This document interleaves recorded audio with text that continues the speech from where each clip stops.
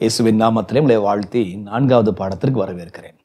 இந்த 4வது பாடமானது யாத்திராகமம் 7ஆம் அதிகாரம் 8, 9, 10 4 அதிகாரங்களை அடிப்படையாக வைத்து நாம் படித்துக் கொள்ளப் போகிறோம். இந்த 4 அதிகாரங்களையும் நம்ம என்ன படிக்கிறோம் அப்படின்னா 3 மிக முக்கியமான விஷயங்களை குறித்து படிக்கிறோம். 3 விஷயங்களும் 9 வாதைகளை சம்பந்தப்படுத்தியது. ஆக இந்த 3 விஷயங்கள் என்ன அப்படின்னா, ஒன்று, இந்த வாதைகளுக்கெல்லாம் ஒரு இலக்கு ஒன்று இருக்குது. அந்த இலக்கை குறித்து முதலாவது படிப்போம். புரியுதா? வாதைகளின் இலக்கு.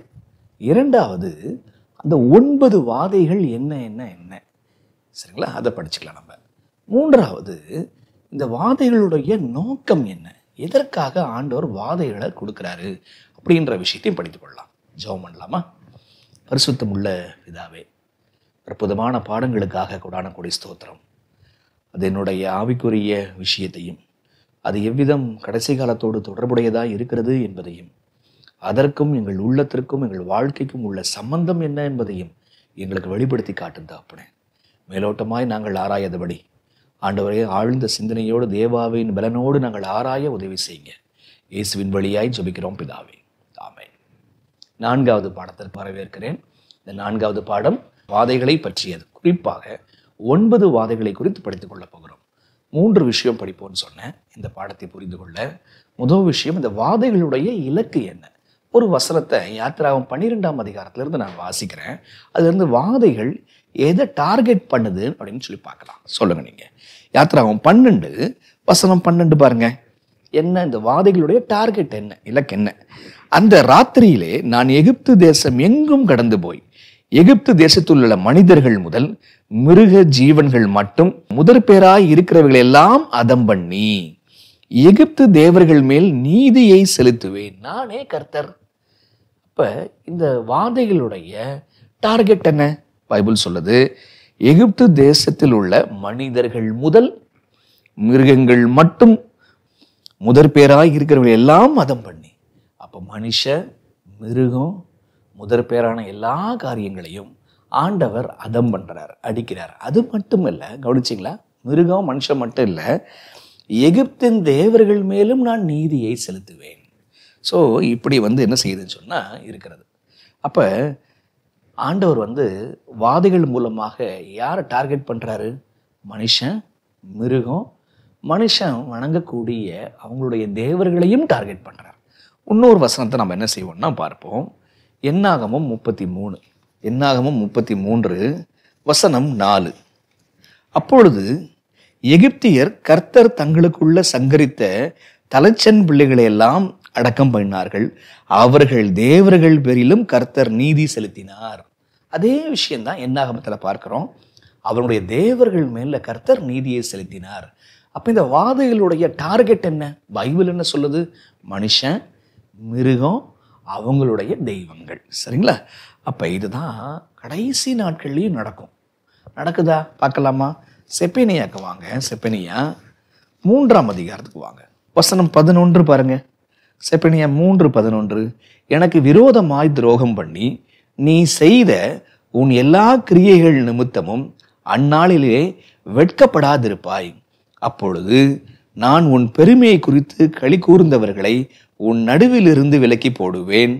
நீ இனி பரிசுத்த பர்வதத்திலே அகங்காரம் கொள்ள மாட்டாய். கடைசி நாட்கள்ல ஆண்டவர் மனிதனுடைய விக்கிரகங்களை எல்லாம் அழித்து போடுவேன் என்று சொல்லி செப்பேனியாவில் சொல்றாருங்க. ஆக முதல்ல ஒரு விஷயம் பார்த்தோம். நம்ம இதுல இருந்து என்ன பாடம் கத்துக்கிறோம்? ஆண்டவர் மனுஷனை, மிருகத்தை, மனுஷன் வணங்கக்கூடிய தெய்வங்களை அழிக்கிறார், நியாயந்திருக்கிறார். இது கத்துக்கிற பாடம் என்ன? தேவன் நீதி உள்ளவர் என்பதை பார்க்கிறோம். ஆண்டவர் செய்திகளை அனுப்புகிறார், கேட்காத போது பொறுமையாக இருக்கிறார், அதுக்கும் கேட்காத போது ஆண்டவர் நீதியை செலுத்துகிற ஆண்டவராக இருக்கிறார் என்கிற முதல் பாடத்தை நாம கற்றுக்கொள்கிறோம். சரிங்களா? சரி, 2வது 9 வாதைகள்.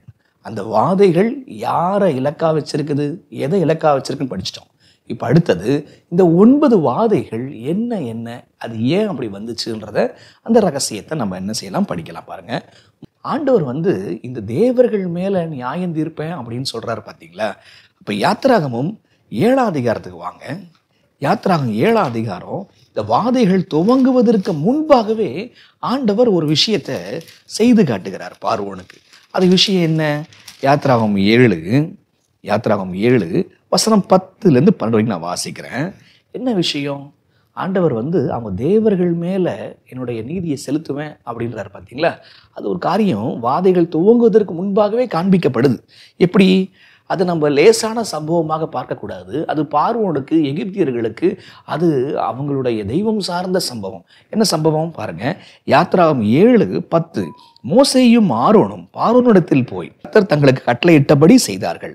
ஆரோன் பார்வோனுக்கு முன்பாகவும் அவன் ஊழியக்காரருக்கு முன்பாகவும் தன் கோலை போட்டான், அது சர்ப்பமாயிற்று. அப்பொழுது பார்வோன் சாஸ்திரிகளையும் சூனியக்காரரையும் அழைப்பித்தான். எகிப்தின் மந்திரவாதிகளும் தங்கள் மந்திர வித்தையினால் அப்படி செய்தார்கள். எப்படி? அவங்களும் கோலை போட்டாங்க, பாம்பா மாறுச்சு. அவர்கள் ஒவ்வொருவனாக தன் கோலை போட்டபோது அவைகள் சர்ப்பங்களாயின. ஆரோனுடைய கோலோ அவர்களுடைய கோல்களை விழுங்கிற்று. இப்ப முதல் விஷயம், ஆண்டவர் உன் கோலை போடுன்றார் ஆரோனை பார்த்து. கோலை போடுறாப்புல, கோல் என்ன ஆயிடுச்சு? சர்ப்பமாயிருச்சு. இப்ப அவங்க மந்திரவாதிகளும் மந்திர வித்தையினால் ஒவ்வொருவரும் கோலை போடுறாங்க. அந்த கோல் அதுவும் சர்ப்பமாக மாறிற்று. ஆனால் முடிவில் என்னாச்சு கவனிச்சிங்களா? இந்த ஆரோனுடைய கோல் அவங்களுடைய கோலை போய் அப்படியே முழுங்கிருச்சு. சரியா? ஏன் அவங்க கோல் முழுங்கலை? சரிங்களா? அந்த வார்த்தைகளை கவனிச்சிங்களா? அவங்க கோல் அப்படின்னு சொல்லப்படுது. அப்போ எப்படி ஒரு மந்திரவாதி ஒரு சர்ப்பத்தை உண்டாக்க முடியும்? உண்டாக்க முடியாது. சர்ப்பத்தை போல காட்சி அளித்தது, அவ்வளோதான். ஆனால் தேவன் கோலை போட சொன்னார். கோலை போட்டால் அது உயிருள்ள சர்ப்பமாக மாறிற்று. அப்போ என்ன ஆச்சுன்னு பார்த்தீங்கன்னா, அவங்களுடைய கோல் சர்ப்பம் போல காட்சி அளித்தது, உயிர் இல்லாமல் இருந்துச்சு. இப்போ அந்த கோலை போய் இந்த சர்ப்பம் அப்படியே போய் முழுங்கிருச்சு. இப்போ என்ன விஷயம்? அவங்களால ஒரு உயிரை கொண்டு வர முடியல என்பது மட்டும் பொருள் அல்ல. அதையும் கடந்து எகிப்தியர்கள் பாம்பை, வலு சர்ப்பத்தை பிரதானமான தெய்வமாக வைத்திருந்தார்கள். இப்ப அவங்களுடைய பிரதானமான தெய்வம் விழுங்கப்பட்டது என்று சொல்லி வரும் பொழுது அங்கேயே தோல்வி ஆரம்பிக்கிறது. புரியுதுங்களா? அப்ப கோலை போடு, சர்ப்பமா மாறும், சர்ப்பம் அந்த சர்ப்பத்தெல்லாம் விழுங்கும் என்பது அவங்களுக்கு முதல் அடி ஆண்டவர் கொடுத்தார். ஆக ஆண்டவருடைய இலக்கு என்ன? மனுஷன், மிருகம், மனுஷன் இதை சார்ந்து இருக்கிறான், இந்த தெய்வங்களை சார்ந்து இருக்கிறான். அந்த தெய்வங்களுக்கு நியாய தீர்ப்பு ஆண்டவர் கொடுக்கிறார். அதை தாங்க இந்த விஷயம் அரண்மனையில் ஆரம்பிக்குது. ஆக பாடம் 1, தேவன் நீதியை செலுத்துகிற ஆண்டவர். ஆண்டவர் நீதி உள்ள ஆண்டவராக இருக்கிறார். சரிங்க, இப்போ 2வது பாயிண்ட் படிப்போம். 9 வாதைகள். இந்த 9 வாதைகளை முதல் வாதை இதை பற்றியது. யாத்திராகம் 7:17 பாருங்க. இதோ என் கையில் இருக்கிற கோலினால் நதியில் இருக்கிற தண்ணீரின் மேல் அடிப்பேன், அப்பொழுது அது இரத்தமாக மாறி. 22 பாருங்க. எகிப்தின் மந்திரவாதிகளும் தங்கள் மந்திர வித்தியினால் அப்படி செய்தார்கள். கர்த்தர் சொல்லியிருந்தபடி பார்வோன் இருதயம் கடினப்பட்டது, அவர்களுக்கு செவிகொடாமற் போனான். மோசே போய் கோலை போய் தண்ணீரை அடிக்கிறான்.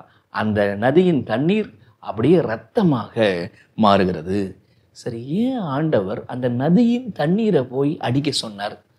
ஏன் அது இரத்தமாக மாறிற்று? அர்த்தம் தான் என்ன? ஒரு க்ளூ பார்க்குறோம். மனுஷன் மேலே, மிருகத்தின் மேலே, அவங்களுடைய தேவர்கள் மேலே நான் நீதியை செலுத்துவேன்னு சொல்கிறார் இல்லையா? அப்போ இந்த நதிக்கும் தேவர்களுக்கும் உரிய சம்பந்தம் என்ன? வாங்க வாசிக்கலாம். இங்கே வாசிக்கிறோம் அப்படின்னு சொன்னால், முற்பிதாக்களும் தீர்க்கதரிசிகளும் என்ற புத்தகத்தில் 243ஆம் பக்கத்தில் ஏன் ஆண்டவர் அந்த நதிக்கு போக சொன்னார்? ஏன் நதியை அடித்தார்? விஷயம் என்ன? ஒரு வார்த்தை வருது, கவனிங்க. அடுத்த நாள் காலையில் ராஜா வழக்கமாக வருகிற ஆற்றங்கரைக்கு செல்லும்படியாக மோசேயும் ஆரோனும் நடத்தப்பட்டனர். வழக்கமாக ராஜா வர இடத்துக்கு போகிறாங்க. எகிப்தின் உணவுக்கும் செல்வத்திற்கும் கரை புரண்டோடின நைல் நதி ஆதாரமாக இருந்ததால் அந்த ஆறு தெய்வமாக ஆராதிக்கப்பட்டிருந்தது. இந்த இடத்திற்கு தன்னுடைய பயபக்தியை காண்பிக்கும்படி அனுதினமும் அரசன் வந்தான். நைல் நதி தான் உங்களுக்கு சோறு போட்டுச்சு, காசு கொடுத்துச்சு. அந்த காசு கொடுக்குற தெய்வத்தை, நைல் நதியை வணங்கிட்டு இருந்தான். பயபக்திய அந்த ஆற்றுக்கு காட்ட வந்தான். நீங்களும் நானும் பயபக்தியை தெய்வத்துக்கு காட்டுறோமா? அவன் நைல் நதிக்கு காட்டுறான் பாருங்க. அப்ப அரசன் வந்தான். இங்கே இவ்விரண்டு சகோதரர்களும் அவனுக்கு தங்கள் செய்தியை மீண்டும் சொல்லி பின்னர் தங்கள் கோலை நீட்டி நீரை அடித்தனர். அந்த புனிதமான நதி இரத்தமாக மாறி மீன்கள் செத்து போய் நாற்றம் எடுத்தது. வீடுகளில் இருந்த தண்ணீரும் கிணறுகளில் இருந்த தண்ணீரும் அதே போல இரத்தமாக மாறிற்று. ஏன் நைல் நதி ஆண்டவர் அடிச்சாரு? நைல் நதியை அவங்க வணங்கிட்டு இருந்தாங்க. அதனுடைய விளைவு தான் ஆண்டவர் அந்த தெய்வத்தை ஆண்டவர் அடிக்கின்றார். சரிங்களா? அப்ப முதல் வாதை ஆண்டவர் நதி அடிச்சாரு, இரத்தமாக மாறிற்று. சரி, ரெண்டாவதுக்கு வருவோம். யாத்திராகம் 7ஆம் அதிகாரத்தை பார்த்தோம்ல. இப்ப யாத்திராகம் 8ஆம் அதிகாரத்துக்கு வருவோம். யாத்திராகம் 8:6. அப்படியே ஆரோன் தன் கையை எகிப்தில் உள்ள தண்ணீரில் மேல் நீட்டினான். அப்பொழுது தவளைகள் வந்து எகிப்து தேசத்தை மூடிக்கொண்டது. அப்ப இப்ப ரெண்டாவது வாதை, கோலை நீட்டினான், நதியிலிருந்து தவளை வந்து எங்கு பார்த்தாலும் தவளை. ஏன் தவளை? என்ன விஷயம்? சரிங்களா? வாங்க 243 244 முற்பிதாக்களும் தீர்க்கதரிசிகளும்ல மீண்டும் கோல் தண்ணீரின் மேல் நீட்டப்பட நதியிலிருந்து தவளைகள் வந்து தேசம் முழுவதும் பரவியது. அவைகள் வீடுகள் மேல் ஏறி படுக்கை அறையிலும் நுழைந்து அடுப்பிலும் மாப்பிசையும் பாத்திரத்திலும் காணப்பட்டன. எகிப்தியர்களால் தவளை புனிதமாக கருதப்பட்டது. அவர்கள் அதை அழிக்க மாட்டார்கள். ஆனால் தேசத்தை மூடியிருந்த அந்த ஜீவன்கள் இப்பொழுதும் சகிக்க கூடாதவர்களாயிற்று. அவைகள் பார்வோனுடைய அரண்மனையிலும் கூட அவைகளை அகற்றுவதில் ராஜா பொறுமை இழந்தான். மந்திரவாதிகளும் தவளைகளை உண்டாக்குவதை போல காண்பித்தனர். ஆனால் அவர்களால் அவைகளை அகற்ற முடியவில்லை. இதை கண்ட பார்வோன் கொஞ்சம் தாழ்மைப்பட்டான். ஏன் ஆண்டவர் தவளைய மேல நியாய தீர்ப்பை கொண்டு வந்தார்? ஏன் ஆண்டவர் தவளைகளை பெருகும்படி கொண்டு வந்தார்? ஏன் ஆண்டவர் செஞ்சாரு? தவளைய தெய்வமா வணங்கிட்டு இருந்தான். ஆகையினாலதான் தவளைய வெறுக்கும்படி தேவன் அங்கு செய்கிறார். அப்ப முதல் வாதை நதியை தண்ணீர் ரத்தமாக மாற்றுகிறார். இரண்டாவது வாதை தவளைகளை பெருகும்படி செய்தார். மூன்றாவது வாதை என்னன்னு பாருங்க. 8ஆம் அதிகாரம் வசனம் 16 பாருங்க. அப்பொழுது கர்த்தர் மோசேயினிடத்தில், நீ ஆரோனை நோக்கி உன் கோலை நீட்டி பூமியின் புழுதியின் மேல் அடி, அப்பொழுது அது எகிப்து தேசம் எங்கும் பெண்களாய் போம் என்று சொல்லி என்றார். இப்ப முதல்ல எதை அடிச்சார்? தண்ணீர் அடிச்சார், ரத்தமா மாறிடுச்சு. ரெண்டாவது ஆண்டவர் தவளை அடிச்சார், தவளை பெருகுச்சு, அவ்வளவுதான். இப்ப மூன்றாவது புழுதியை அடிக்க அது பேன்களாக வந்துச்சு. எங்க பார்த்தாலும் பேணு. ஏன் பேணு? பாடத்துல இந்த பேன் தேவதை அப்படின்னு சொல்லிட்டு ஒரு பேர் ஒன்று கொடுத்துருக்குறாங்க. அந்த பேர் என்னன்னு உங்களால சொல்ல முடியுமா? பூமியின் புழுதியின் மேல் அடி. இந்த பூமியை எகிப்தியர்கள் வணங்கிட்டு இருந்தாங்க. இந்த பூமி தேவதைக்கு ஒரு பேர் ஒன்று இருக்குது பாருங்க. கண்டுபிடிச்சு கமெண்ட்ல போடுங்க பார்க்கலாம். அந்த பூமி தேவதையினுடைய பேர் என்ன? அப்ப பூமியை வணங்கினா பூமி அடிச்சார், தவளையை வணங்கினா தவளை அடிச்சார், நதியை வணங்கினா நதி அடிச்சார். நான்காவது வாதைக்கு போகலாம் வாங்க. நான்காவது வாதை 8ஆம் அதிகாரம் 20ஆம் வசனம் வாசிக்கிறேன். அப்பொழுது கர்த்தர் மோசேயை நோக்கி, நாளை அதிகாலமே நீ எழுந்து போய் பார்வோன் நதிக்கு புறப்பட்டு வரும் பொழுது அவனுக்கு முன்பாக நின்று எனக்கு ஆராதனை செய்யும்படி என் ஜனங்களை போக விடு. என்னுடைய மக்களை ஆராதனை செய்ய அனுப்புன்னு சொல்லிட்டு எத்தனை முறை சொல்றாரு? கொஞ்சம் பைபிள்ல 7, 8, 9, 10 கொஞ்சம் படிச்சுட்டு எத்தனை முறை வருது கொஞ்சம் கமெண்ட்ல போடுங்க பார்க்கலாம். அதில் ஒரு நல்ல பாடம் இருக்குதுங்க. சரிங்களா? அதற்கும் முத்துவதுக்கும் ரொம்ப நெருங்கிய சம்பந்தம் இருக்குதுங்க. சரிங்களா? ஓகே. 21, என் ஜனங்களை போக விடாயாகில் நான் உன் மேலும் உன் ஊழியக்காரர் மேலும் உன் ஜனங்கள் மேலும் உன் வீடுகள் மேலும் பலவித வண்டுகளை அனுப்புவேன். எகிப்தியர் வீடுகள் அவர்கள் இருக்கிற தேசம் அந்த வண்டுகளால் நிறையும். பூமியின் நடுவில் நான் கர்த்தர் என்பதை நீ அறியும்படி என் ஜனங்கள் இருக்கிற கோசேன் நாட்டில் அந்நாளிலே வண்டுகள் வராதபடி அந்த நாட்டை விசேஷப்படுத்தி என் ஜனங்களுக்கும் முன் ஜனங்களுக்கும் வித்தியாசம் உண்டாக்குவேன். ஆண்டவர் தண்ணீரை ரத்தமா மாத்தினார். ஆண்டவர்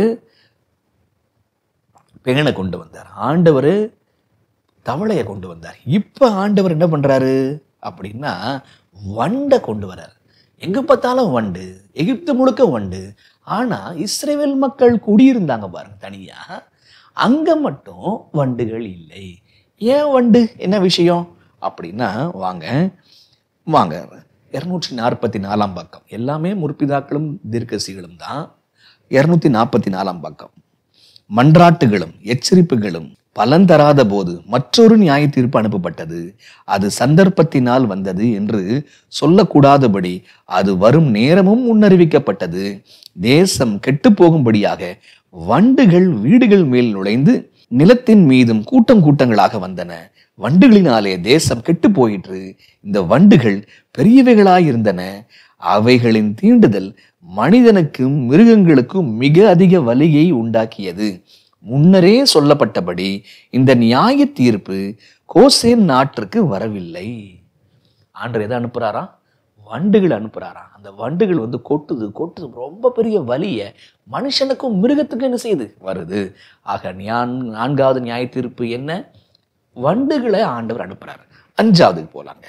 யாத்திராகம் 9 வசனம் 1-7 வரைக்கும் வாசிக்கிறேன். பின்பு கர்த்தர், அந்த 5வது வாதம் எங்க வருதுன்னு கண்டுபிடிங்க.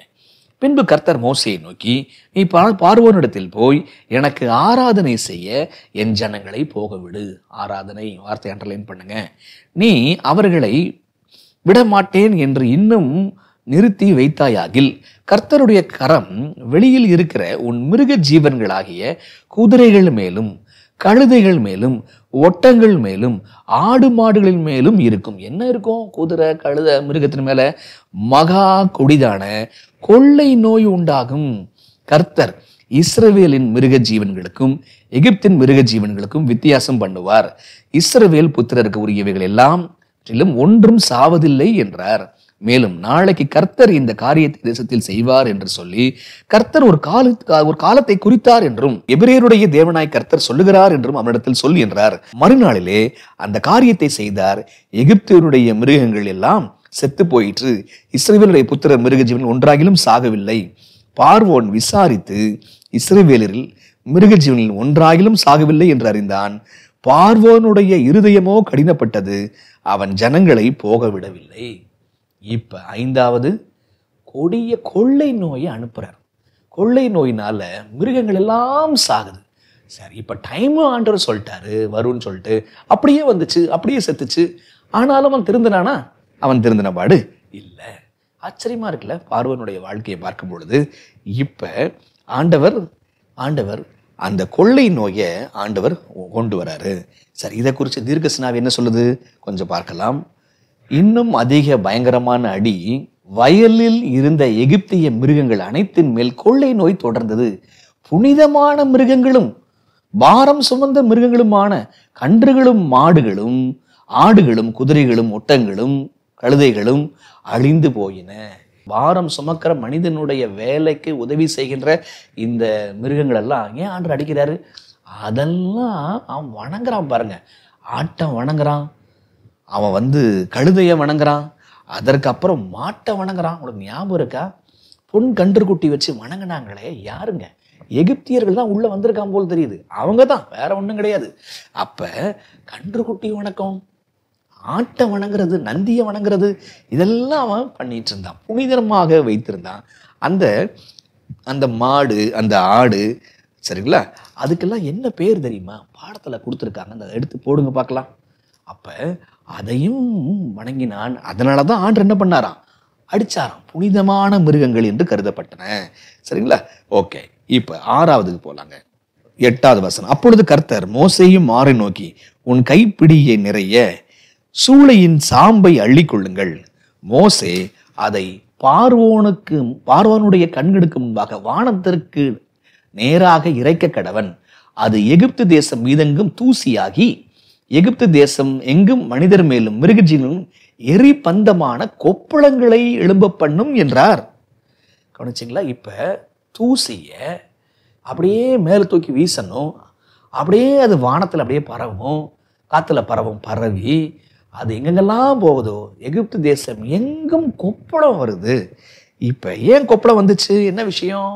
அடுத்ததாக சூளையின் சாம்பலை எடுத்து பார்வோனுடைய கண்களுக்கு முன்பாக வானத்திற்கு நேராக இறைக்க மோசே நடத்தப்பட்டான். இந்த செயல் ஆழமான குறிப்பை கொண்டிருந்தது. என்னது இது? புழுதியிலிருந்து அந்த சாம்பலை எடுத்து மேல தூக்கி வீசு. அது அப்படியே என்ன செய்யும்னா எங்கெங்கெல்லாம் போகுதோ அதெல்லாம் கொப்பளமா மாறும். என்ன பெரிய விஷயம் இருக்குது? இந்த செயல் ஆழமான குறிப்பை கொண்டிருக்கிறது. 400 வருடங்களுக்கு முன்பு நமது ஜனங்களின் எதிர்கால ஒடுக்கத்தை புகைகிற சூளை மற்றும் அக்னி ஜுவாலையின் வழியாக தேவன் ஆபிரகாமுக்கு காண்பித்திருந்தார். அவர்களை ஒடுக்கினவர்கள் மேல் நியாய தீர்ப்புகளை அனுப்பி சிறைப்பட்டவர்களை மிகுந்த பொருட்களோடு வெளிக்கொண்டு வருவார் என்று அவர் அறிவித்திருந்தார். எகிப்தின் உபத்திரவ சூளையின் இஸ்ரவேல் நீண்ட காலம் வாதிக்கப்பட்டிருந்தது. தேவன் தம்முடைய உடன்படிக்கையை குறித்து நினைவாய் இருக்கிறார் என்பதற்கும் அவருடைய விடுதலை நேரம் வந்துவிட்டது என்பதற்கான உறுதியான மோசே இந்த செயல் அவர்களுக்கு இருந்தது. புகைகின்ற ஒரு சூளை, அது என்னது? ஏற்கனவே அக்னி சூளை உபத்திரவம் தானியல்ல பார்க்குறோமே, இப்போ அதே போல புகைகின்ற ஒரு சூளை. அதே மாதிரி கவனிச்சிங்களா? மோசையை அழைக்கும் போது கூட செடி, அக்கினி செடி அப்படி எரிஞ்சிட்டு இருக்குது. ஏன்னா எல்லாம் இதை காட்டுது, உபத்திரவத்தை காட்டுது. இது முதல்ல எங்க காட்டப்பட்டுச்சு?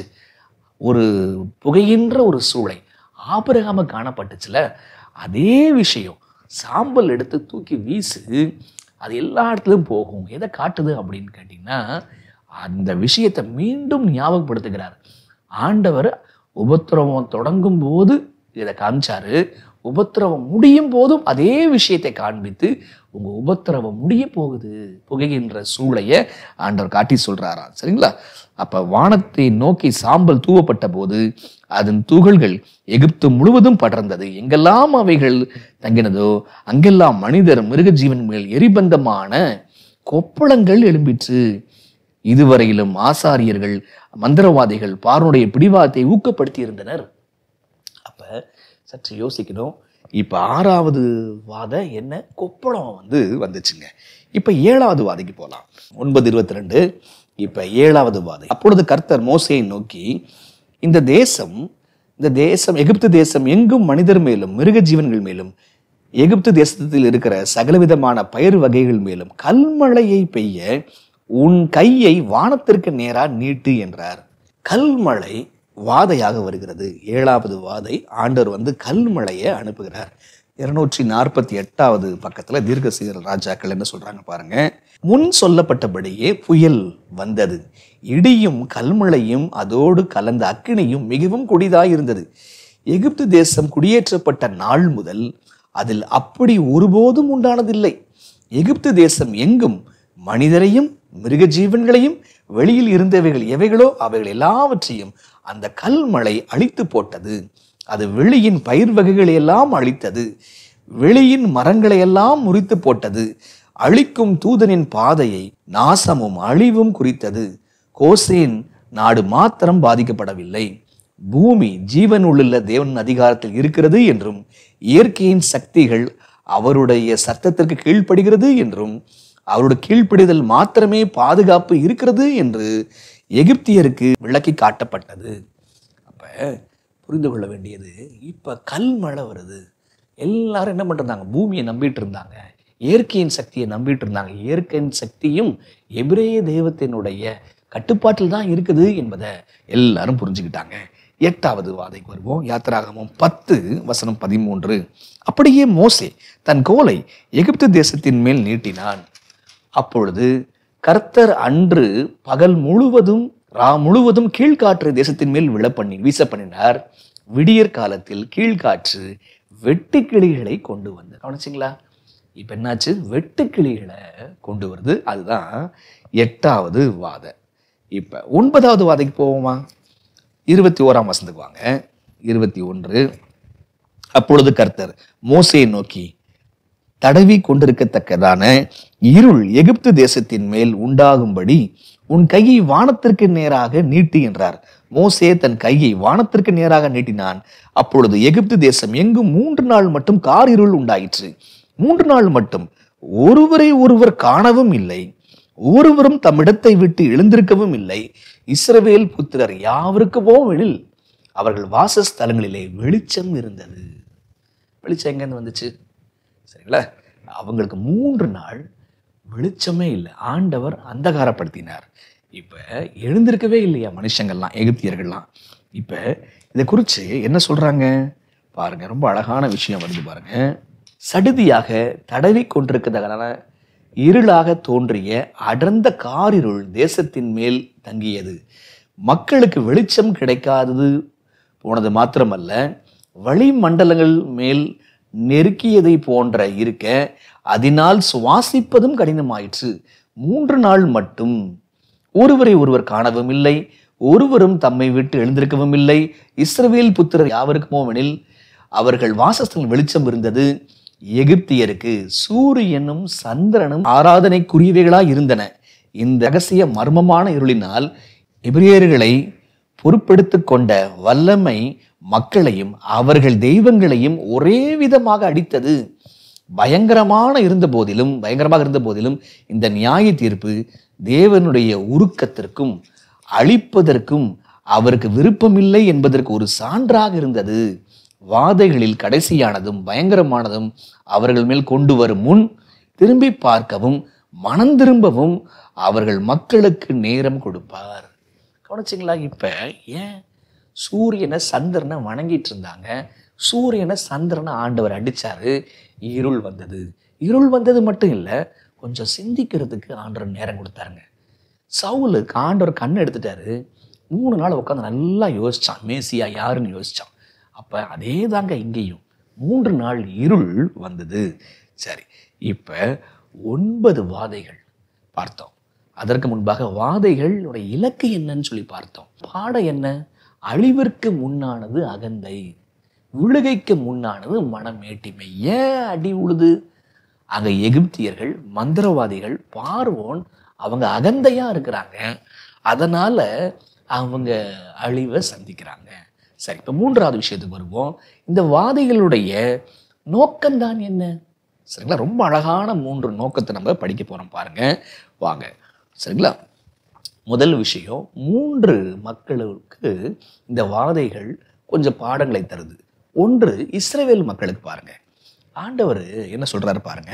பக்கம் 240ங்க. விசுவாசத்தின் எந்த விசேஷித்த போராட்டமும் இன்றி அல்லது எந்த கடின உழைப்பும் போராட்டம் இன்றி தங்களுடைய விடுதலையை அடைய வேண்டும் என்று எபிரேயர்கள் எதிர்பார்த்திருந்தனர். எனினும் விடுதலை அடைய அவர்கள் இன்னும் ஆயத்தப்பட்டிருக்கவில்லை. தேவனிடத்தில் குறைவான விசுவாசமே கொண்டிருந்தனர். அவர் தங்களுக்கு வேலை செய்யும் வரையிலும் தங்களுடைய உபத்திரவங்களை பொறுமையாக சகிக்க மனமின்றி இருந்தனர். விசுவாசம் குறைவா இருக்குது, உபத்திரவத்தை சகிக்க அவங்களுக்கு முடியல, பொறுமையாக சகிக்க மனமின்றி இருந்தனர். அந்நிய தேசத்திற்கு குடிபெயர்வதால் உண்டாகும் கஷ்டங்களை சந்திப்பதற்கு பதிலாக அடிமைத்தனத்திலேயே தங்கியிருப்பதில் அநேகர் மனநிறைவோடு இருந்தனர். அங்கேயே இருந்தரலாம், செட்டில் ஆயிரலாம் நினைக்கிறாங்க எகிப்துல. மேலும் அவர்கள் சிலருடைய பழக்க வழக்கங்கள் எகிப்தியருடைய பழக்க வழக்கங்களை போலவே மாறியிருந்தனால் எகிப்தில் தங்கியிருப்பதை அவர்கள் விரும்பினர். எனவே தான் பார்வோன் முன் தமது வல்லமையை முதல் முறையாக வெளிப்படுத்தின போதே ஆண்டவர் அவர்களை விடுவிக்கவில்லை. இப்ப முதல் வாதம் வரும்போது ஏன் பார்வோனை இருதயத்தை கடினப்படுத்துறாரு? சரிங்களா, அவன் போக்குல ஏன் விடுறாரு? எபிரேயர்கள் அவங்க மனசு இன்னும் எகிப்திலேயே இருக்குது. எகிப்தின் ராஜாவுடைய கொடுமையான ஆவியை முழுமையாக விருத்தி செய்யவும் தம்முடைய ஜனங்களுக்கு தம்மை வெளிப்படுத்தவும் அவர் சம்பவங்களை முழுமையாக ஆட்சி செய்தார். அவருடைய நீதியையும் அவருடைய அன்பையும் அவருடைய வல்லமையும் கண்டு எகிப்தை விட்டு வெளியேறவும் அவருடைய சேவைக்கு ஒப்பு கொடுக்கவும் அவர்கள் தெரிந்து கொள்ளுவார்கள். எகிப்தை விட்டு வெளியேற மனமின்றி போகும் அளவு அநேக இஸ்ரவேலர்கள் கெட்டு போகாதிருந்ததால் மோசேயின் பணி மிகவும் லகுவாக இருந்திருக்கும். அப்ப அவங்களுக்கு உபத்திரவத்தை சகிக்க முடியல, உபத்திரவமே வேணாம், எகிப்திலேயே இருந்துடலாம். இப்படிலாம் குறைவான விசுவாசம் இருந்ததுனால நீ தங்க போற இடம் எவ்வளவு மோசமான இடம் தெரியுமாப்பா அப்படின்னு ஆண்டவர் சொல்றாரு. அப்ப அப்போ பல சமயத்தில் நமக்கு ஏன் இந்த உலகத்திலிருந்து திடீர்னு பிரச்சனை வருது? நீங்கள் போக வேண்டிய இடம் வேற. இந்த இடம் உங்களுக்கு இளைப்பாறுதல் கிடையாது. இந்த உலகத்தை வெறுக்கும்படியாகத்தான் ஆண்டவர் காரியங்களை செய்கிறார். ஏன்னா நமக்கு பொறுமையை சகிக்க மனசு இல்லை. அதைத்தாங்க இங்கே ஆண்டவர் காட்டுறார். உங்களுக்கு புரியுதா உங்களுக்கு? ஆக எபிரேயர்கள் மனசு மாறணும். அதுக்காகத்தான் இந்த 9 வாதம் என்ன செய்து வருதுங்க. சரி, ரெண்டாவது எபிரேயர்கள். ரெண்டாவது இன்னொரு அழகான விஷயம், இந்த விஷயங்கள் எல்லாம் மற்ற மக்களுக்கு போய் சேரும். அப்போ அவங்க கேள்விப்பட்டு, நாங்கள் கேள்விப்பட்டோமே, இந்த வாதைகள் எல்லாம் கேள்விப்பட்டோமே அப்படின்னு சொல்லிட்டு சொல்லுவாங்க. சரிங்களா? அப்போ அந்நிய தேசத்தாரெல்லாம் இதன் மூலமாக புரிந்து கொள்ள சத்தியம் அவர்களுக்கு போகும்படி இது அனுமதிக்கப்பட்டது. மற்ற தேசத்தாருக்கும், முதல்ல எபிரேயருக்கு. மூன்றாவது பார்வோனுக்கு வாங்க. பார்வோனை குறித்து சொல்லும்போது பாருங்க என்ன சொல்றாங்க பாருங்க. பார்வோனுடைய இருதயத்தை ஆண்டவர் கடினப்படுத்தினார் அப்படின்னு சொல்லி படிக்கிறோமா இல்லையா? பார்வோனை குறித்து தேவன், நான் அவன் இருதயத்தை கடினப்படுத்துவேன், அவன் ஜனத்தை போக விடான், யாத்திராகம் 4:21 என்று அறிவித்தார். ராஜாவின் இருதயத்தை கடினப்படுத்த இயற்கைக்கு மேலான எந்த வல்லமையும் செயல்படுத்தப்படவில்லை. ஆண்டவர் இன்னும் செயல்படுத்தல. தேவன் பார்வோனுக்கு தெய்வீக வல்லமையின் மிக குறிப்பான சான்றுகளை கொடுத்தார். ஆனால் ராஜா பிடிவாதமான வெளிச்சத்தை கவனிக்க மறுத்தான். அவனால் நிகழப்பட்ட நித்திய வல்லமையின் ஒவ்வொரு வெளிப்பாடும் அவனுடைய மீறுதலில் அதிக தீர்மானம் உள்ளவனாக்கிற்று. ஒவ்வொரு வெளிப்பாடும் அதை நிராகரிக்கிறான். அவன் மீறுதலில் அதிக தீர்மானம் உள்ளவனா மாறுறான். முதலாவது அற்புதத்தை நிராகரித்த போது அவன் விதைத்த கலகத்தின் விதைகள் அவைகளின் அறுவடையை உண்டாக்கிற்று. ஒருபடி பிடிவாதத்திலிருந்து அடுத்தபடி முன்னேறி தன்னுடைய சொந்த வழியை தொடர துணிந்த போது மரித்து போன முதல் பிள்ளையின் குளிர்ந்த முகங்கள் காணும்படி அழைக்கப்படும் வரையிலும் அவனுடைய இருதயம் அதிகமாக கடினப்பட்டது. அப்ப என்ன அர்த்தம்? அவன் இருதயத்தை தேவன் போய் என்னமோ கடினப்படுத்தி வைக்கல. அவன் கீழ்ப்படியாமைக்குள்ள போக போக அவன் இருதயம் அடுத்த தவறை செய்வதற்கு கடினமாயிற்று. அப்ப ஆண்டவர் அவனையும் மீட்க வேண்டும் என்று விரும்புகிறார். ஆனா மேலும் மேலும் மேலும் டைரக்டா அவனுக்கு தாங்க வெளிப்பாடு. ஆனா அந்த வெளிப்பாட்டை அவன் பெற்றுக்கொண்டானா? யோசிங்க. ஆக எபிரேயர்கள் மனம் திரும்பணும், மற்ற மக்களுக்கு சத்தியம் போகணும், பார்வோனுக்கு சத்தியம் போகணும். எகிப்தியர்கள் மனம் திரும்பும்படியாகத்தான் இந்த வாதம், அது 9வது வாதம் பாருங்க, சிந்திக்கும்படி அழைக்கிறார். அப்ப ஆண்டவர் எகிப்தியர்கள் மேல எவ்வளவு நேசமா இருக்கிறாரு அவங்க புரிஞ்சுக்கிறாங்களா? இஸ்ரவேல் மக்கள் மேல எவ்வளவுதான் இருக்கிறாரு அவங்க புரிஞ்சுக்கிறாங்களா? சரிங்களா? அப்ப இந்த பார்வோன் மனசை ஆண்டவர் கடினமாக்கினார். பார்க்கும் பொழுது உங்களுடைய மனசும் கடினமாகுதா? ஒரு தவறை திரும்ப திரும்ப திரும்ப நீங்கள் செய்யும் பொழுது உங்கள் மனதும் கடினமாகுதா? அந்த தப்பு திரும்ப திரும்ப செய்வதற்கு லகுவாகும் பொழுது அதெல்லாம் ஒன்றும் இல்லை அப்படின்னு சொல்லிட்டு வசனம் கூட அதில் காட்டும்போது நானும் பார்வோனை போல இருதயம் கடினமாயிற்று என்று நாம் கற்றுக்கொள்ள வேண்டிய 3வது பாடம். ஆக பார்வோனை போல நம்ம திரும்ப திரும்ப தவறு செய்கிறோமா? பார்வோனை போல நம்ம பெருமை உள்ளவர்களாக, அகந்தை உள்ளவர்களாக இருக்கும் பொழுது அழிவு யாருக்கோ வருதுன்னு சொல்லிட்டு அர்த்தம். எகிப்தியர்கள்லாம் எதை மேல் நம்பிக்கையா இருந்தாங்க? அதே போல நான் உயிருள்ள தேவனுக்கு பதிலாக நான் நம்பிக்கையை எங்கேயாவது வைத்திருக்கிறேனா? அந்த நம்பிக்கையை ஆண்டவர் அளிப்பார். கடைசியாக இந்த 9 வாதைகள், ஏன் 10ன்னு கூட வச்சுக்கோங்களேன், அடுத்த பாடத்துல 10வது வாதையை படிக்க போறோம். இந்த 10 வாதைகளுக்கும் 7 வாதைகளுக்கும் சம்பந்தம் இருக்கிறதா? பொருத்தங்கள் என்ன? நீங்க பொருத்தி பாருங்க, கமெண்ட்ஸ்ல போடுங்க. ஆக இந்த பாடம் நம்மளை சிந்திக்க வைக்கிறது, தேவன் எப்படிப்பட்டவர், அவர்கள் மனம் திரும்பணும் அப்படின்னு சொல்லிட்டு அழைக்கிறார். மீண்டும் மீண்டுமாக தவறு செய்கிறாங்க, மீண்டும் மீண்டுமாக அகந்தைக்குள்ள போறாங்க, அழிவை கண்டாங்க. அழிக்கப்பட வேண்டும் என்பது தேவனுடைய சித்தம் அல்ல. ஆனா அவங்க இருதயம் கடினப்படுது, அவங்க அழிவை சந்திக்கிறார்கள். ஜெபம் பண்ணலாமா? அன்புள்ள தகப்பனே, இந்த மேலான பாடத்திற்காக நன்றி தகப்பனே. இந்த சரித்திரத்தை பார்த்த நாங்கள் பார்வோனை போல, எகிப்தியர்களைப் போல மாறாதபடி தேவரீர் நீர் எங்களுக்கு வெளிப்படும் பொழுது எங்களை தாழ்த்தவும், ஆண்டவரே தேவரீர் நீர் எங்கே அழைக்கிறீரோ அங்கு நாங்கள் செல்லவும் உதவி செய்திடணும். இயேசுவின் வழியாய் ஜெபிக்கிறோம் பிதாவே. ஆமென்.